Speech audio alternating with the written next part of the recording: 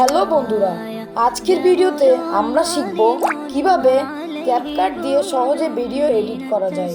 তুমি যদি নতুন হও, চিন্তা করার কোনো কারণ নেই, কারণ এই ভিডিও দেখার পরে তুমি একদম প্রফেশনাল লেভেলে ভিডিও এডিট করতে পারবে। প্রথমে মোবাইল থেকে ক্যাপকাট অ্যাপটি ওপেন করো। এখন নিউ প্রজেক্টে ক্লিক করো আর তোমার ভিডিও গ্যালারি থেকে সিলেক্ট করে নাও। ভিডিওতে ক্লিক করার পরে এখন যেখানে ভিডিও কাটতে চাও সেখানে ট্যাপ করে স্প্লিট বাটন চাপো। এভাবে অপ্রয়োজনীয় অংশগুলো ডিলিট করে দাও। ভিডিও সুন্দর করতে মিউজিক যোগ করো।